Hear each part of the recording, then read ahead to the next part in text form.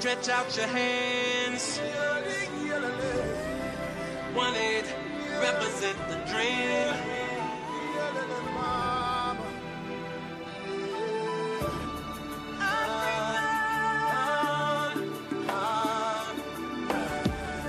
Feeling free. 1-8, let's get it. I'm reaching out to the poor people this week and alone. I'm reaching out to the fortunate who can build them homes. I'm reaching out to the one who seems to have lost their way. And I'm calling on all the ones who can show them a brighter day. Good evening, listeners. Welcome to another episode of the Human Rights Hour with GCI Global Conscience Initiative. This evening, we're going to talk about a really interesting topic for all you Cameroonians and all expats in the world, like we and me and my colleagues are. We want to talk about human rights, freedom of movement, refugees' rights, and asylum seekers' rights. Before we have a short musical break, we are going to let my colleague introduce themselves. Of course, I'm the coordinator, Suhail from Italy, an intern in GCI. Hi, I'm Sophie from Switzerland. Hi, I'm Ian from the United States. It's good to be with you. So stay tuned. In a short while, we're going to explore a really interesting topic for every single one of us that want to move freely in his own country or in other countries. I'm reaching out to all of the hoods on the streets everywhere. I'm reaching out to all the leaders, show the will that you care. Okay, so let's start right away. I want to ask my colleague Ian, why a human rights activist and a human rights association, as we are, as GCI, should be interested in freedom of movement? What are the connections between human rights and freedom of movements? Well, the connection between human rights and freedom of movement are multiple.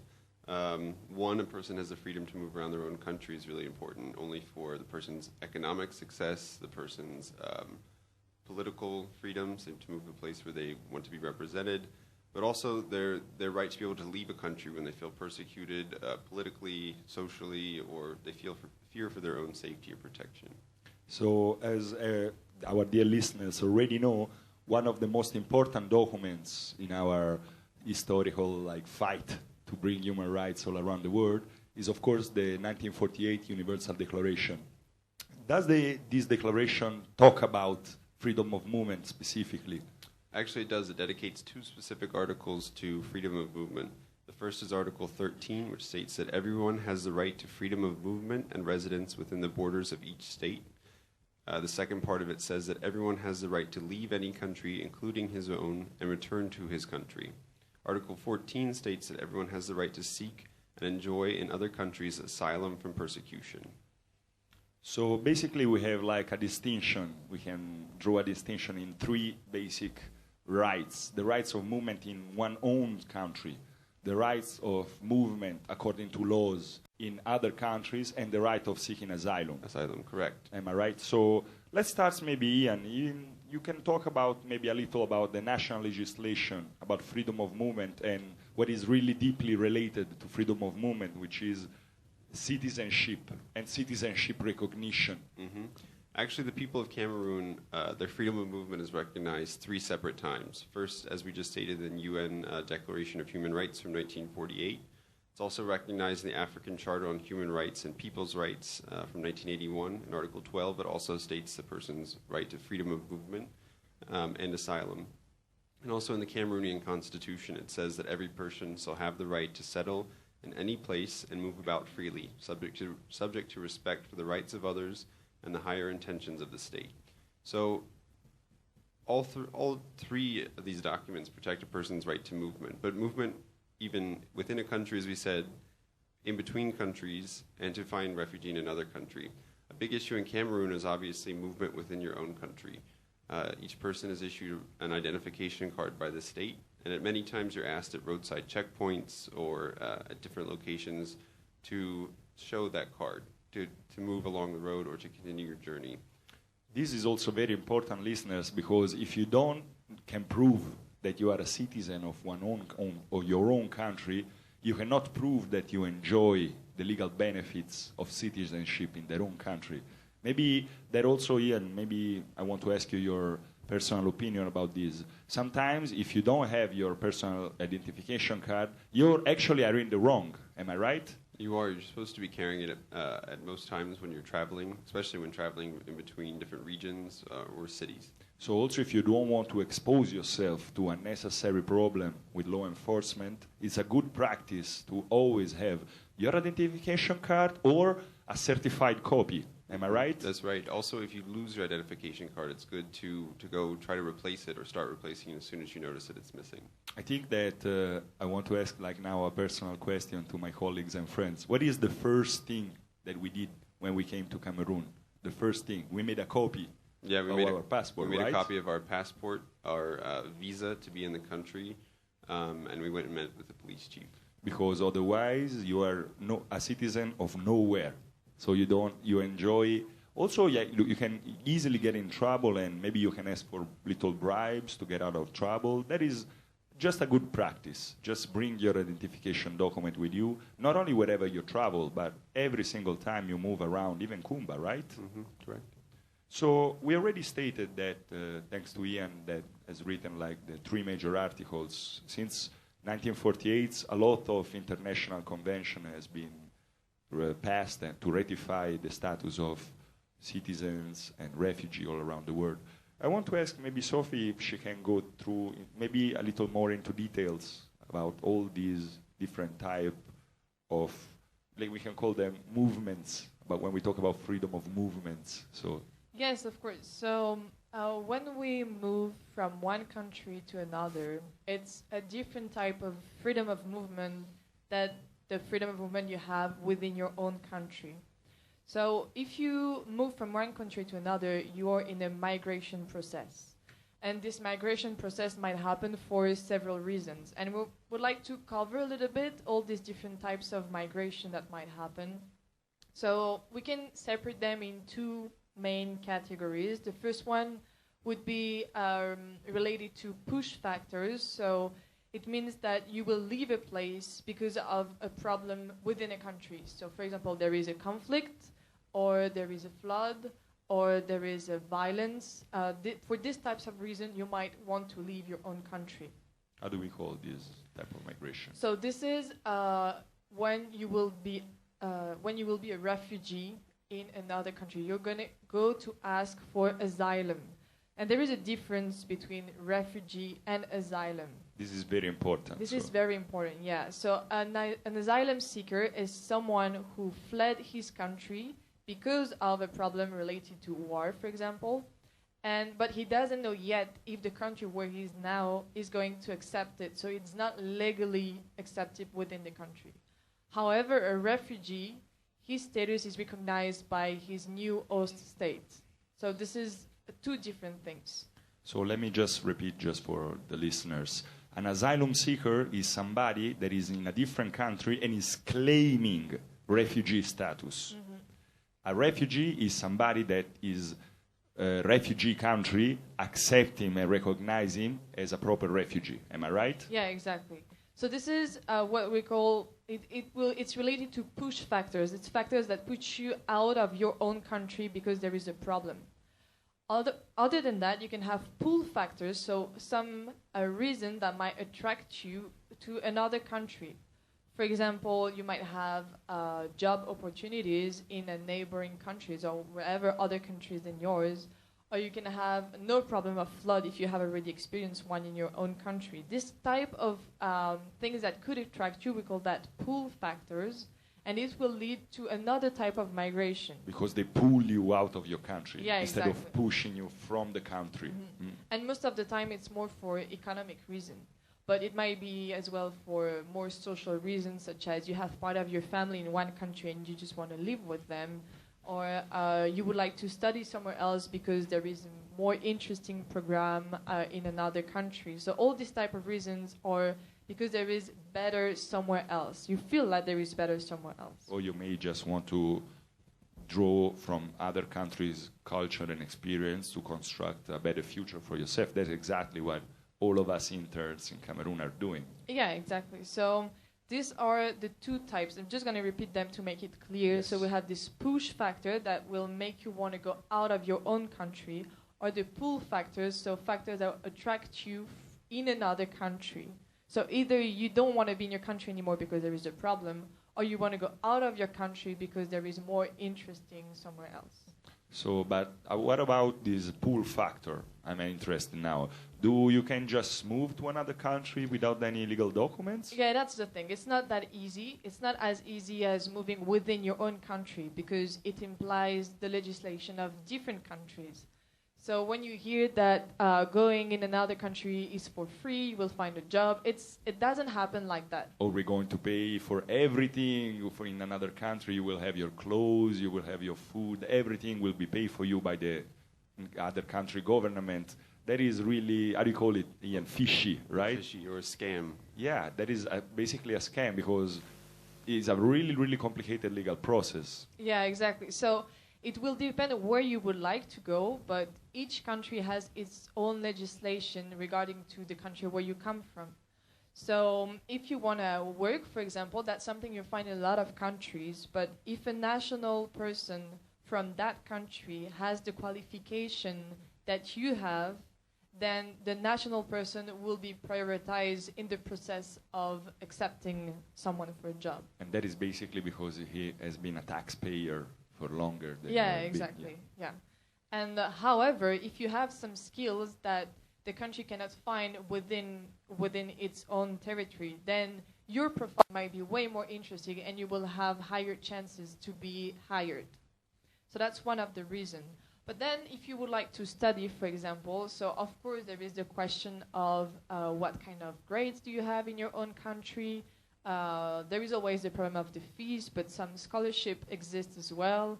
And you need to apply for visa. So according to the length of time you would like to stay within a country, the requirement will change. But most of the time you have to pay for that visa. You have to provide some important documents such as your national identity. So we go back to the citizenship point. Or, you have to pay some fees as well so that you can cover your expenses. There are all these questions that come and that need to be checked before actually being able to go out of the country. So if I want to summarize what you just say, Sophie, thank you for your contribution. Basically, when we talk about working visas, you be always sure that you possess the right qualification to actually be accepted as a worker in the other country.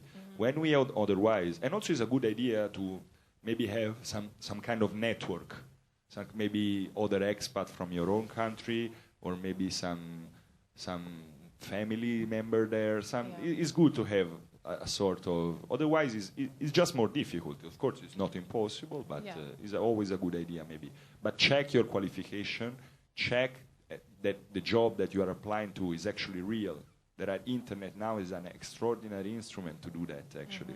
If the association have a website and a phone number, you can call and check, and you can call your embassy in that country and have a cross-reference if the workplace really exists.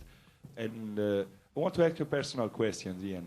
As an American, now all of us came from different countries. What was your itinerary to come to, I'm talking about my bureaucracy, to come to Kumba?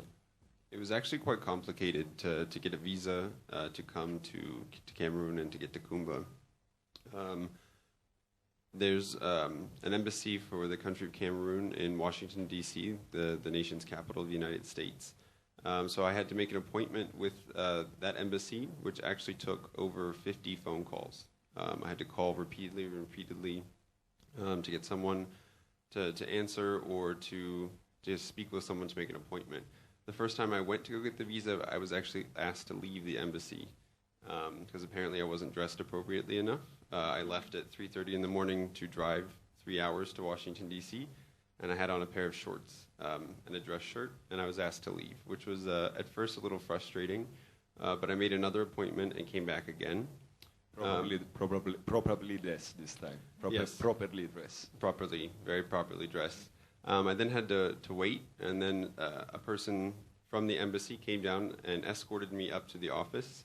When I got there, I was with another group of people from the United States, people from Cameroon. Some were applying to renew their visa. Some were applying to get passports for children. Other people are applying for visas to also come to Cameroon. I then went into a room and was interviewed by a Cameroonian government official. She asked me to present all of the documents that I had. So I had a lengthy application for visa, a picture of myself, copy of my ability to financially provide for myself while in Cameroon. I had a letter of invitation from our boss at GCI, and I also had a copy of my vaccinations proving that I had all the necessary vaccinations, including yellow fever, to come to Cameroon. Yeah, especially when you immigrate in Europe from West African countries, that is a really important point. You have to prove that you possess like also medical requirements. Yeah, and then at that point, I went back and waited while my application was reviewed. She told me that it was approved, and then I had to pay. I actually had to pay quite a lot, 122,000 SEFA, to get a visa to come to this country. For how many months? 6 months maximum. So I can come and go in the country of Cameroon for up to 6 months. I also then had to wait for the assistant to the ambassador to sign my visa and my passport, and then I was allowed to leave the embassy. And so a very, very, very complicated legal process, bureaucratic process. Sophie? Yeah, I think it's a very good example to show that freedom of movement is not that free and easily reached. So as you can see with Ian's experience, there are a lot of conditions to actually be fulfilled before that he can actually move within Cameroon and out of Cameroon that easily. So it really shows that the legislation of each country has to be respected in order to have the freedom of movement. That is also, if you remember, listeners, what we talked about last week, it's always the same issue about when they came out from, when you try to put international convention and international resolution that actually has to be applied from national legislation. So these two levels of legislation actually have a really complicated history. Ian? They do, and also it's different for each country depending where you're coming from. For example, we were recently looking at going to the country of Equatorial Guinea. Yes. The interns that we work with together. And for Sophie and Sohail to go, it cost 70,000 SEFA, whereas me coming from the United States, there was no fee for a visa. It was free. Because you are a citizen of the United States. So each country has a different relationship with other countries regarding visas, availability to move, and different circumstances. Actually, this type of, we can say, dual legislation between international convention and national legislation is really important also for asylum seekers and refugees, because there are a lot of international regulation concerning asylum seekers and refugees, as Sophie has already said, are two really different things. For example, the first one, the most important one that has been ratified really shortly after the Universal Declaration is the 1951 Convention relating to the status of refugee, which is the first one that gave a definition of what a refugee is. If you want me, I can go through it. It's actually an individual who is outside their country or nationality who is unable to return due to a well-founded fear of persecution. This persecution can be according to race, religion, and political opinion. Now, if you understand this type of definition, you already know somehow if you are qualified to ask for this type of status. Of course, Africa specifically and South America have added others type of regulation. For example, political instability, not just persecution, but political instability, foreign invasion.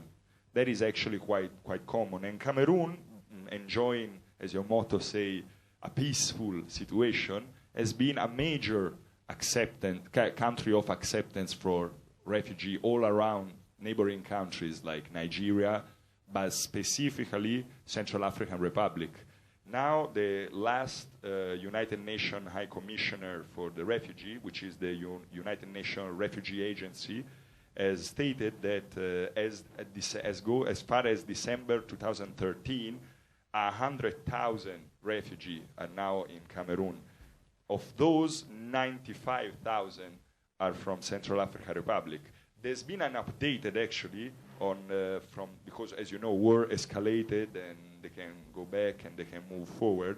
The 27th of May of 2014, there are at least new 85,000 refugees that are basically from December to May, they are coming to the country, and 52,000 they're awaiting in the border, because there, as you know, there are a lot of access points that are controlled, and you can call them checkpoint, international checkpoint. And the funny thing that we were discussing today in the office, if you remember, was that in 2009, actually Cameroon has no recognized refugee camp. In 2014, it had 3.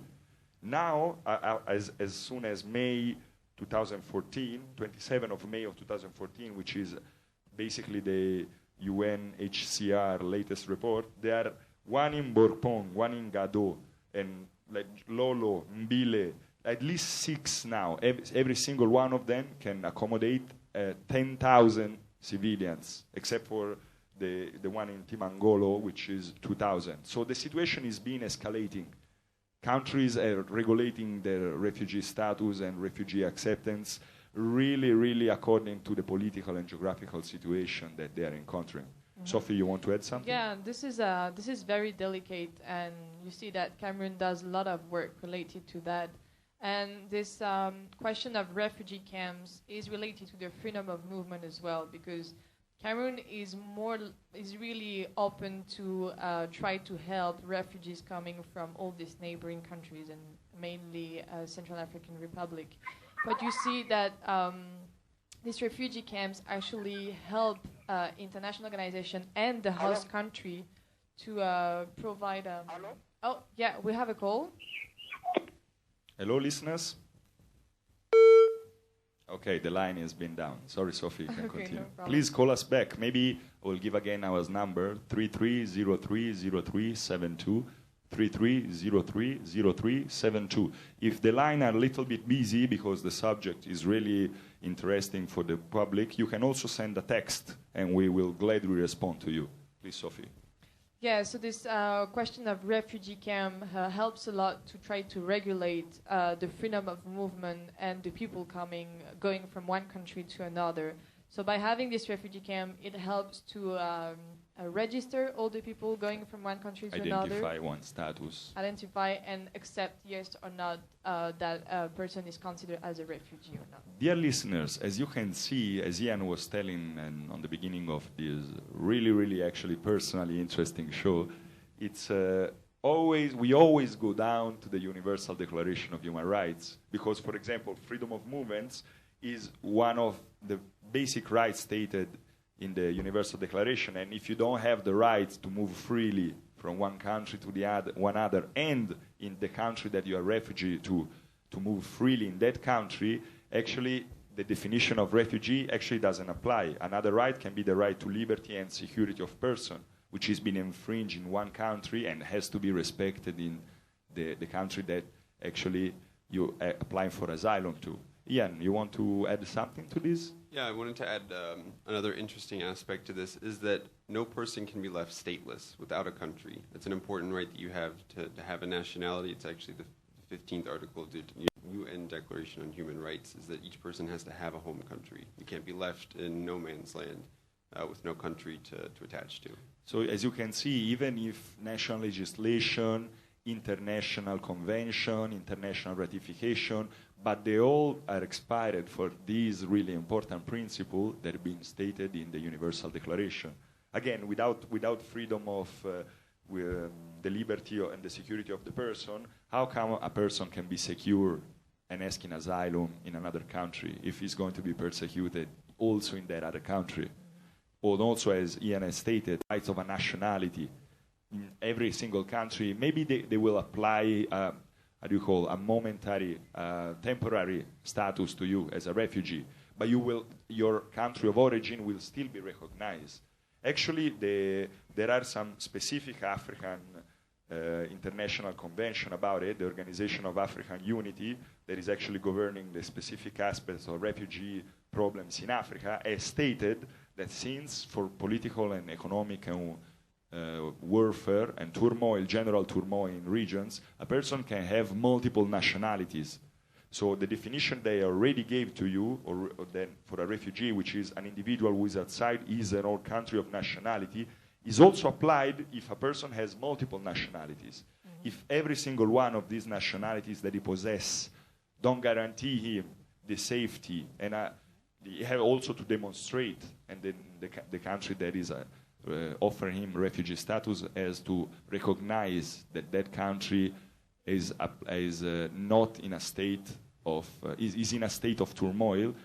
Even if you have multiple nationality, is actually is stated that is compelled to when he's compelled to leave his country of origin, even if his country of origin are multiple, because he has multiple nationality, that is the same.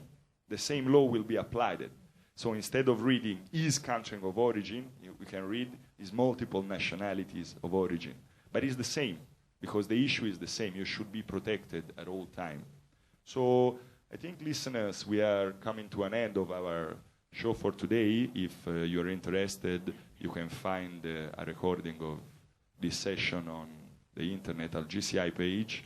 And if you have issues about being a refugee status or your family member that cannot reach you, this is, of course, a human rights violation. So you can give us your complaint opposite to High Court at the GCI, the Human Rights Office.